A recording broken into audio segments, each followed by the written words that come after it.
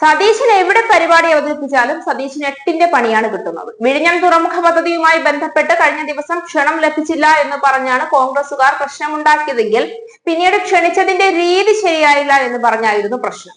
വെറുതെ ഒരു ക്ഷണക്കത്ത് മാത്രം അയച്ചു എന്നും എന്നാൽ താൻ പ്രസംഗിക്കുന്ന കാര്യം പോലും അതിന് സൂചിപ്പിച്ചില്ല എന്നും പറഞ്ഞ് പ്രതിപക്ഷ നേതാവ് തന്നെ രംഗത്ത് വന്നു.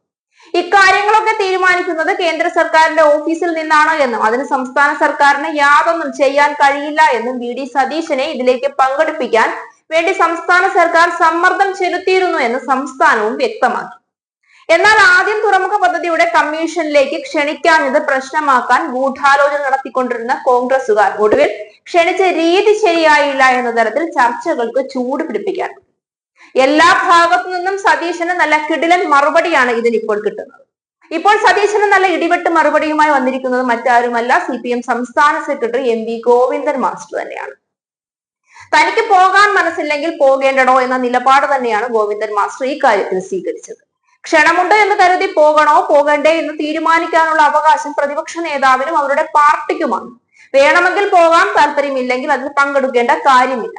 വിഴിഞ്ഞം പദ്ധതി നടപ്പിലാക്കരുത് എന്ന് ഒരിക്കലും CPIM ആവശ്യപ്പെട്ടിട്ടില്ലെന്ന് സംസ്ഥാന സെക്രട്ടറി MV ഗോവിന്ദൻ പറഞ്ഞു. വിഴിഞ്ഞം പദ്ധതി അവസാനിപ്പിക്കണമെന്ന് ആവശ്യപ്പെട്ടവരാണ് പ്രതിപക്ഷം. കലാപം ഉണ്ടാക്കാനാണ് കോൺഗ്രസും BJPയും ശ്രമിച്ചത്. LDFന്റെ ഉറച്ച നിലപാട് ഇല്ലായിരുന്നെങ്കിൽ ഈ പദ്ധതി ഉണ്ടാകില്ലായിരുന്നു എന്നും MV ഗോവിന്ദൻ കൂട്ടിച്ചേർത്തു. കേന്ദ്ര സർക്കാരാണ് ക്ഷണിക്കുന്നവരുടെ പട്ടികയിൽ അന്തിമ തീരുമാനമെടുക്കുന്നത്. CPIMന്റെ സംസ്ഥാന സെക്രട്ടറിയാണ് എന്ന് കരുതി എന്നെ ക്ഷണിക്കേണ്ട.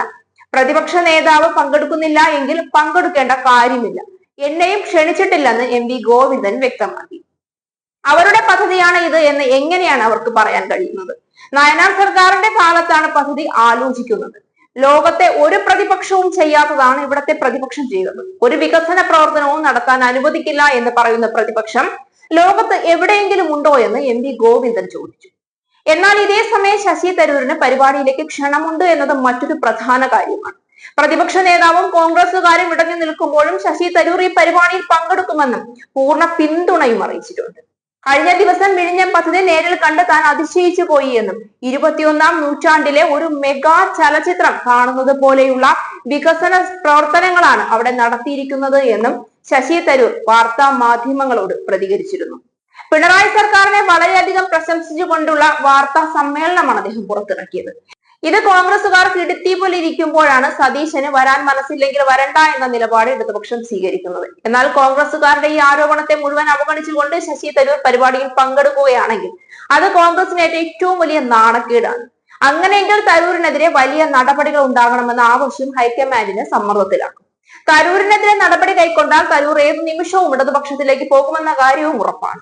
നിലമ്പൂർ ഉപതെരഞ്ഞെടുപ്പും പഞ്ചായത്ത് തെരഞ്ഞെടുപ്പും അടുത്തിരിക്കുന്ന ഘട്ടത്തിൽ തരൂർ ഇത്തരത്തിൽ പാർട്ടി മാറിയാൽ അത് കോൺഗ്രസിന് ആകെ ക്ഷീണമാണ്. മാത്രമല്ല അടുത്ത തിരഞ്ഞെടുപ്പിൽ ജയിക്കാനുള്ള എന്തെങ്കിലും സാധ്യതകൾ ഉണ്ടെങ്കിൽ അതുകൂടി ഇല്ലാതാക്കുന്ന പ്രവൃത്തിയാകും തരൂരിന്റെ പാർട്ടി മാറ്റം എന്ന കാര്യം ഉറപ്പാണ്.